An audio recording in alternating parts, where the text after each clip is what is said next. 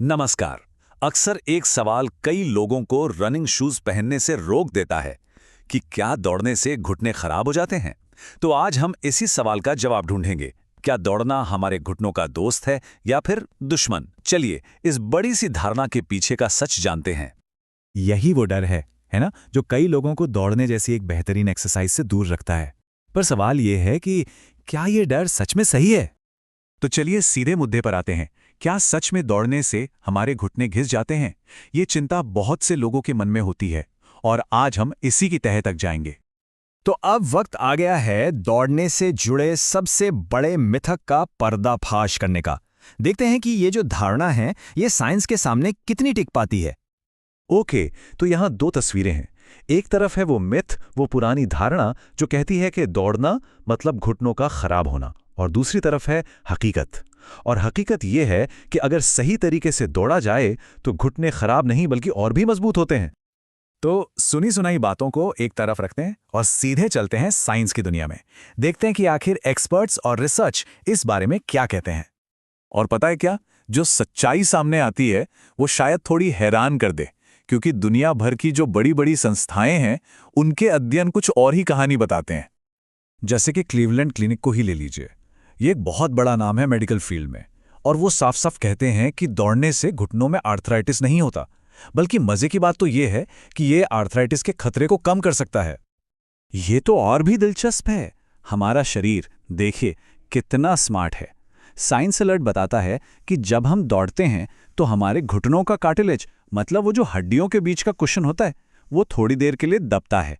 लेकिन जब हम आराम करते हैं तो वो पहले से भी ज्यादा मजबूत होकर वापस आता है। ये तो एक तरह से हमारे जोड़ों की अपनी एक्सरसाइज हो गई। और इस बात को स्टैनफोर्ड की एक स्टडी और भी पक्का कर देती है। उनके मुताबिक जो लोग शौकिया तौर पर मतलब रिक्रिएशनल रनिंग करते हैं, उनमें ऑस्टियोआर्थराइटिस, जोड़ों के घिसने वाली बीमारी का खतरा उन लोगों से कम होता है जो दौड़ते ही नहीं है। कमाल है ना? और देखिए, सबूत यहीं खत्म नहीं होते। दूसरे एक्सपर्ट्स भी यही कहते हैं। दौड़ने से कार्टिलेज की हेल्थ सुधरती है, घुटनों के आसपास के मसल्स और हड्डियां मजबूत होती हैं, और अगर लिमिट में दौड़ा जाए तो ये जोड़ों की ओवरऑल हेल्थ के लिए बहुत अच्छा है। ठीक है, तो साइंस तो अपनी जगह है, पर असल जिंदगी में इसका क्या मतलब है? इन सारी बातों को हम अपनी लाइफ में कैसे लागू कर सकते हैं? चलिए इसे एक कहानी से समझते हैं। ये कहानी है राधा की। राधा ने भी दौड़ना शुरू किया, लेकिन स्मार्ट तरीके से। उन्होंने शुरुआत की धीमी जॉगिंग से, और वो भी हार्ड सड़क पर नहीं बल्कि एक सॉफ्ट ट्रैक पर। साथ में उन्होंने हफ्ते में एक बार स्ट्रेंथ ट्रेनिंग भी की ताकि मसल्स मजबूत हों। और नतीजा ये हुआ कि उनके घुटनों में दर्द नहीं हुआ, बल्कि उनकी स्टेबिलिटी और दौड़ने की पावर दोनों बढ़ गईं। तो फिर इस पूरी बातचीत से हमें क्या सीखने को मिलता है? क्या हैं वो जरूरी बातें जो हमें अपने साथ लेकर जानी हैं?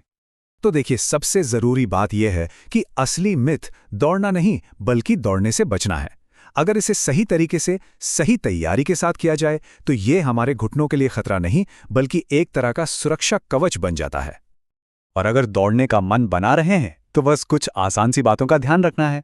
सॉफ्ट सरफेस से शुरू करें, अच्छे जूते पहनें, अपनी रूटीन में थोड़ी स्ट्रेंथ ट्रेनिंग शामिल करें, और अपनी दूरी को एकदम से नहीं बल्कि धीरे धीरे बढ़ाएं। बस ये छोटे छोटे कदम एक सेफ और मजेदार रनिंग की गारंटी हैं। तो अब जब ये मिथ टूट चुका है और हकीकत सामने है, तो सवाल ये उठता है कि अगला कदम क्या होगा?